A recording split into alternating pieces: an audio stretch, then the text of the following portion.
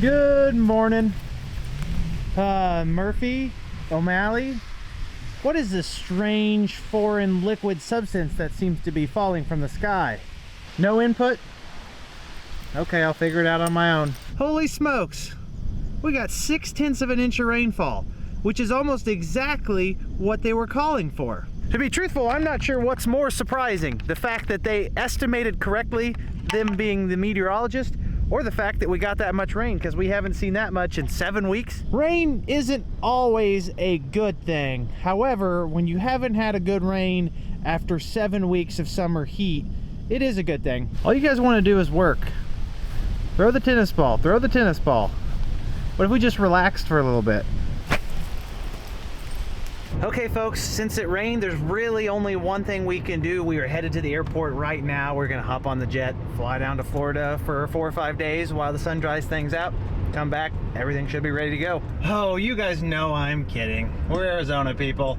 All jokes aside, I would speculate, based on the lengthy dryness leading up to this and the insignificant total amount of rainfall that fell, we will be back out picking this cornfield right here by probably noon. Before we even begin to think about picking corn today, we need to finish up setting up, which we kind of got the cart before the horse yesterday when we took the combine to the field. The drive over needs set to the auger that's set to the south 36-foot corn bin so we can dump the trucks and the cart, because they're all loaded and you can't really do a whole lot of picking with your combine when all of your logistical stuff is bottlenecked.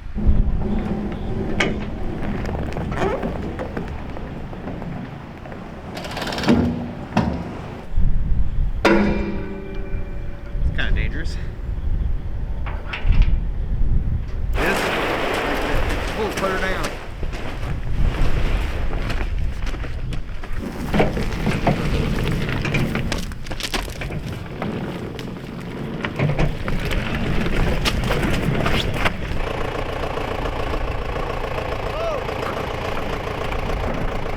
Okay, we got the drive over set so the trucks can pull in and out of here quickly to dump.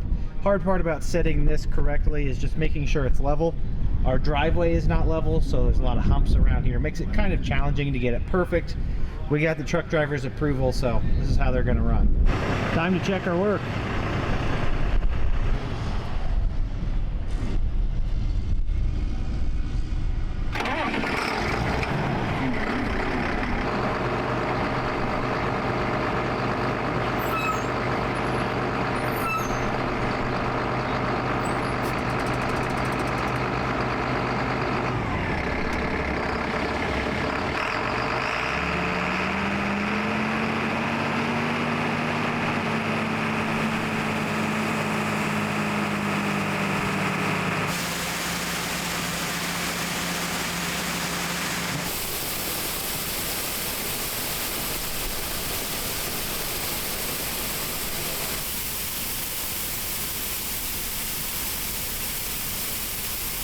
Every season we spend a fortune on supportive products for our growing crops out in the farms. We make sure to provide all of the macro and micronutrients as well as supportive compounds to make sure that we have the biggest bang for the buck, the highest yields, the highest bushels, and the most dollars coming out of our fields. The question I want to ask all of you is, why aren't we doing the same for our bodies? If there's anything that's going to have the best return on investment, it is your own well-being. For corn and soybeans, there's a million different products that companies try to push on you. For you and I, though, there's only one thing you need to round yourself out and make sure your body is fully supported, and that is AG1, the sponsor of today's video. AG1 is a foundational nutrition supplement. One scoop of the foundational powerhouse that is AG1 a day, and you have all of the things covered in your body to support your daily functions. When we support our bodies, we see an increase in well-being, energy, focus, improved sleep, digestion, all because you are providing your body things that you're probably not getting in your normal diet, but you do need. That's where AG1 comes in. AG1 is quick, easy, and comprehensive, as well as tasting pretty darn good. It sure beats choking down one of those nasty multivitamin pills every morning. And probably the time it takes me to lace up my boots before I go to work, I've put down my serving of AG1, and I've done more for my body in that short amount of time than I probably do any other time during the day. Whether you guys out there are grinding away with harvest, some other busy season in your life, or you just want to ensure that your body has all of its needs because we want to take care of our most important asset, now's the time to try it out. If you head over to drinkag1.com/aTrippyFarmer and get started on your order today, AG1 is throwing in 5 free travel packs as well as a 1-year supply of vitamin D3 and K2. Either follow the link in the description or in the comments. Check out AG1. I hope you guys check it out. Thanks to AG1 for sponsoring today's video. Just pretty much got this first truck empty. The only thing that we've not really hammered out is how we're going to turn the trucks around. Historically, we would turn right here in the yard, but there's a rather large obstruction in the way. It rained a little bit. It wouldn't slow the tractor or the combine down. Semis, though, don't do very good when it's slick at all. Jeff's either going to try to back off of the drive over uphill, which doesn't usually go well, or he's going to see if he can do a circle out here and go back to the north. Really, we're probably going to need to rock all of this area.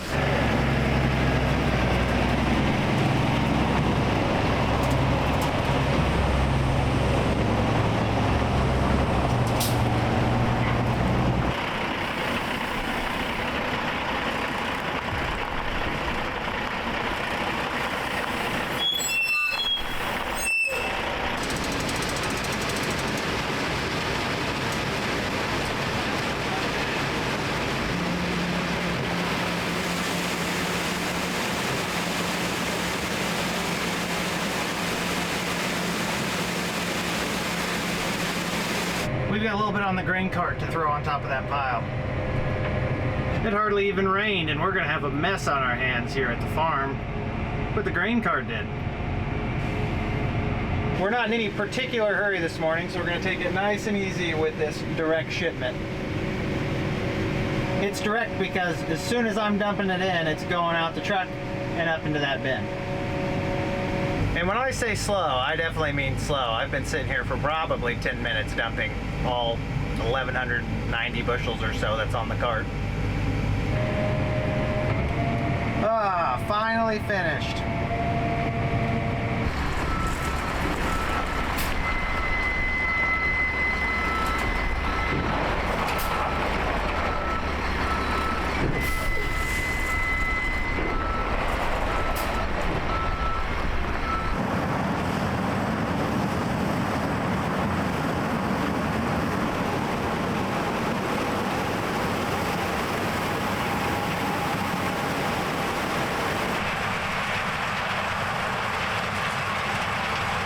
Okay, I said noon. I was a little bit early on my estimation. It is 1:30 right now and we're rolling. Told you we'd be picking corn at some point today. 17-day corn was 20%. Did this corn pick up any moisture from that rain? Doesn't look that way.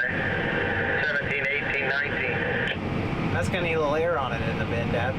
Going over to the... Kevin's cutting beans, Andy.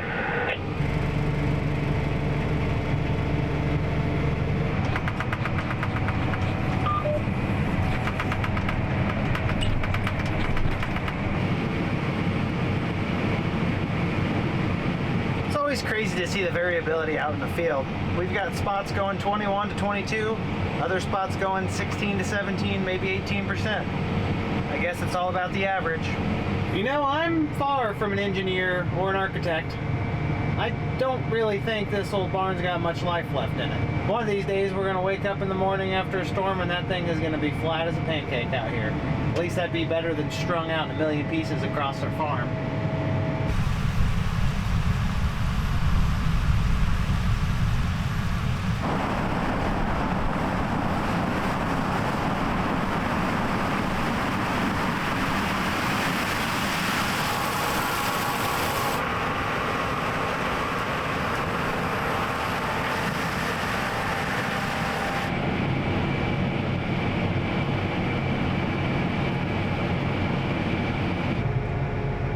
Since today was almost a freebie, given that it rained this morning and we weren't planning on doing anything, we're not going to burn the midnight oil.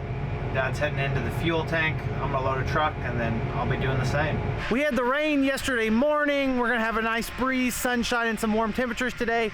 Maybe, just maybe if we're lucky, some of our remaining soybeans that we've been waiting on might be a little closer to cutting today.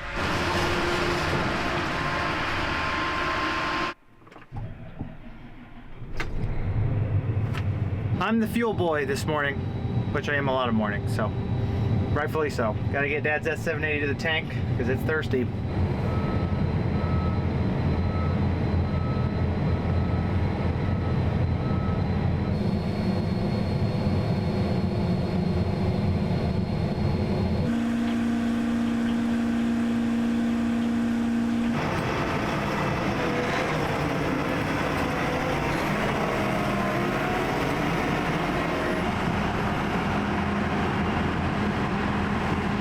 Okay, combine's going to the field, so I have about 60 seconds before he has a full grain tank and I need to be there with the cart.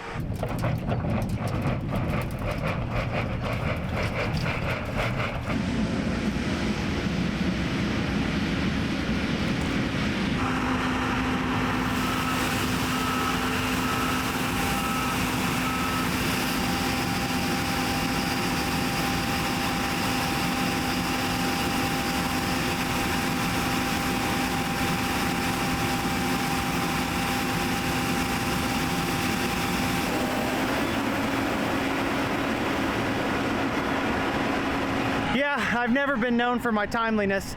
Even when I'm early, I'm usually late. It shouldn't take us long to get the rest of this Pioneer 1359 wrapped up. As we got farther north in the field, moisture became less of an issue. The darker ground, which typically matures or develops quicker throughout the growing season, is where we want it in moisture, 16%. So it'll average out with that 20% stuff on the south end and the light dirt.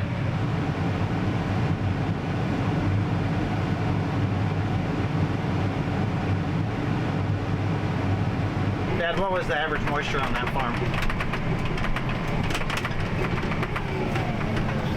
17.77.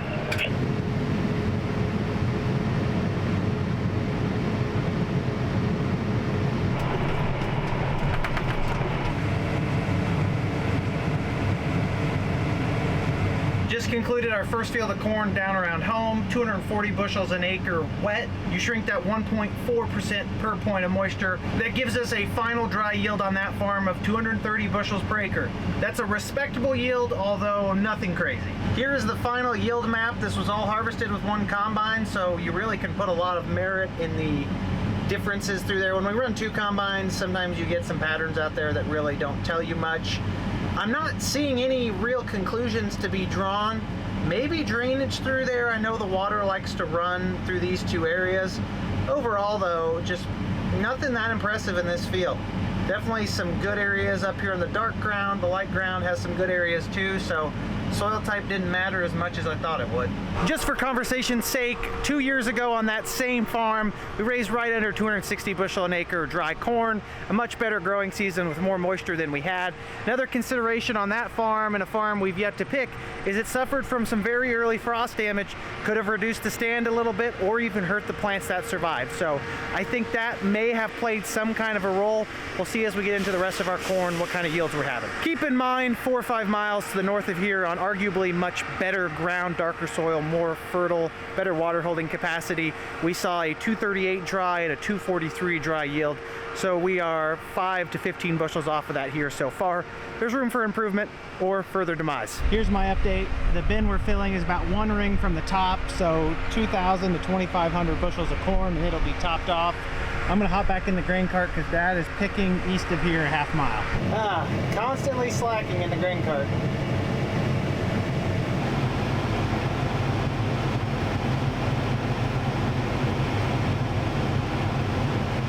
This was one of the last fields we planted. The guy running the planter didn't do a very good job keeping records at that point.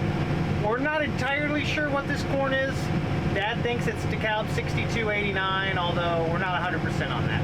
What I just put on Chris should have that grain bin we're working on close to full, so Dad's gonna take off and Chris are going to go try to top off that bin.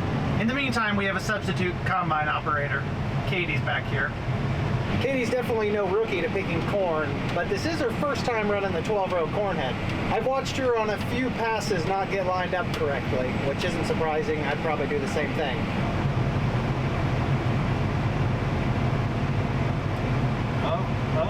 Oh, she got it in the first try.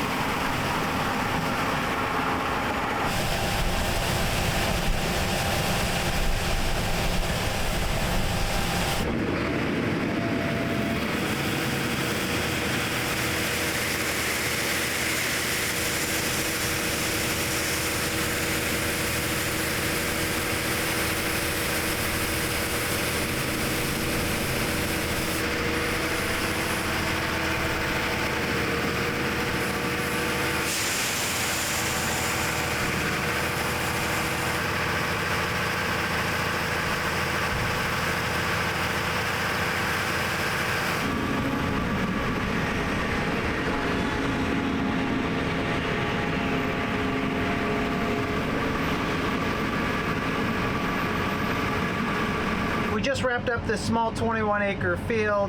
You can see there was a lot of yield loss on the outside along the trees, and then the terrace bottoms did not perform that well either. The moisture, according to the combine, was 15.8%. According to LibreCart, I loaded off 211 wet bushels per acre. We'll shrink 1% off of that for moisture. That puts us a hair over 208 bushels per acre. Without a doubt, that is some of the lowest yields we've seen on our farm in the last couple of years.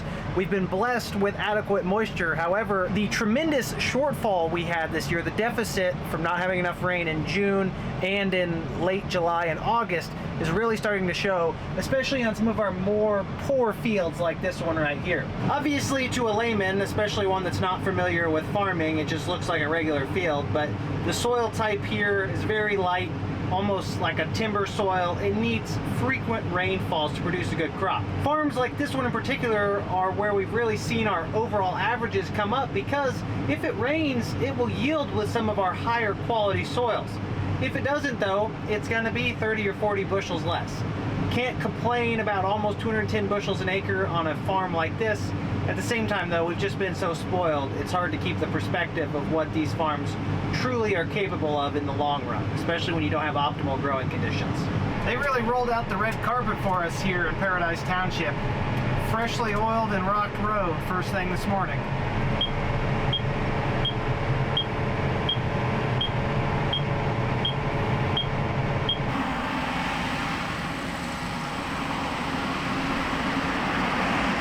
Right now we have a classic example of too many irons in the fire going on. Katie's back in the S780 picking corn. I'm obviously here with the grain cart. Dad got the bright idea that he should go cut the rest of those beans behind the main farm, all 10 to 15 acres of them, and have Chris run the 10-wheeler, and they'll dump them straight into the bin after weighing them. The issue is that we really need all of our trucks here on corn, as you can see, because I'm full sitting waiting on Jeff. And very shortly that combine's going to be full as well. According to my scales, this is 1,300 bushels of corn. Not bad. And there's probably room for another 100 bushel on top if you get creative with your loading.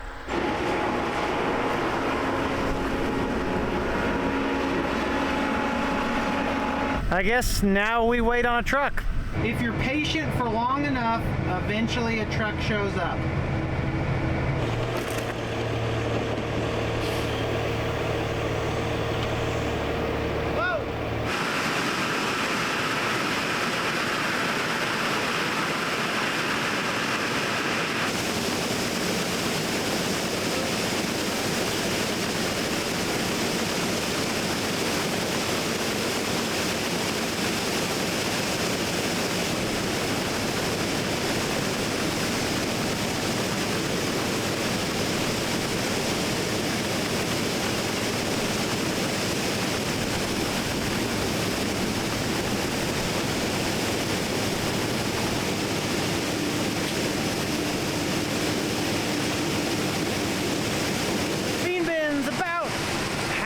Down, definitely can fit one more 10-wheeler load in. A lot of what we're putting in are those patches we left.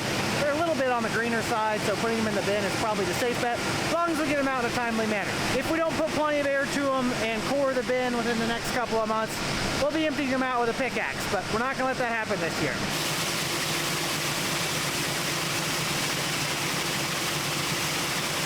This is exactly what I'm talking about. Dad's cutting beans here. Katie just brought the corn combine in. A lot of moving parts we're trying to keep straight. Okay, I can't give you the final yield from that farm because I've still got 220 bushels on the cart, which it's not a very big field, so that does affect the final yield quite a bit. It is looking like it is substantially better than the first field that we harvested that was lackluster. It's gonna be at least 10% better. If we acquire much more equipment here, we're gonna have to start doing assigned parking. This place is a zoo.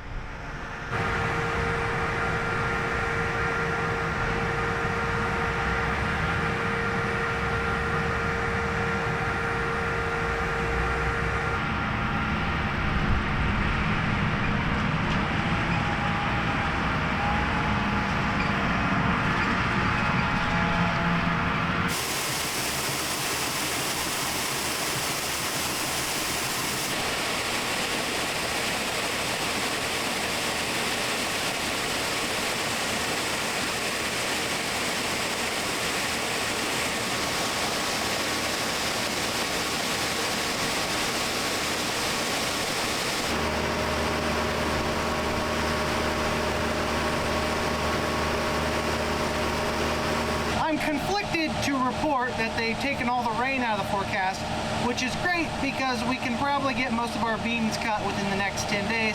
It's bad because we probably need some more water to help improve tillage whenever that day comes. Looks like we're gonna have a busy week of harvest ahead of us, folks. Last but not least, the remaining corn from the previous field. This will accent the beans in the bin very nicely. We'll use our 1% foreign material allowance.